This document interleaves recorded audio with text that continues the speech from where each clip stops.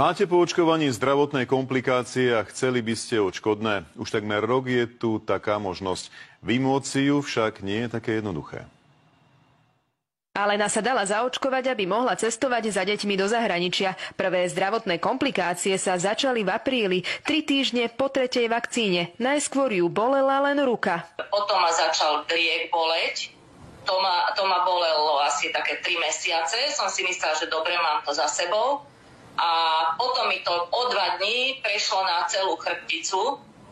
Takže v podstate 7 mesiacov som chorá. Dvaja lekári pripustili, že áno, môže to byť z vakcíny, že aj oni majú takéto prípady. Aj Alexandra začala mať zdravotné ťažkosti po druhom očkovaní. Skončila v nemocnici so silnými bolestiami v podbrušku. Lekára sa pýtala, či je to následok očkovania. Tak mi povedal, že tie očkovacie látky, alebo proste, že je tam reakcia na zráženlivosť krvi a že mne sa vlastne spravil tumor alebo nadorček, alebo tak to nazvali na ktorý proste sa tam nazbieral a neurobil dobre.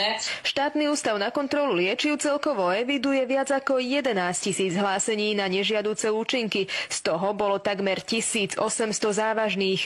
Ľudia sa sťažovali na dočasnú paralýzu, pretrvávajúce zvýšenie tlaku, infarkt či poruchy sluchu. Štát za tie závažné nežiaduce účinky prebral zodpovednosť na začiatku tohto roka. Snažili sme sa zistiť, ako o peniaze požiadať. Pokiaľ chcú si uplatniť tento nárok na nejakú finančnú kompenzáciu, treba sa obrátiť na miestne príslušný vecný súd, to znamená, ten bude potom individuálne rozhodovať o tom, jednak či teda nejakým spôsobom majú nárok na tú kompenzáciu, ale aj o tom, v akej výške by tá kompenzácia mala byť.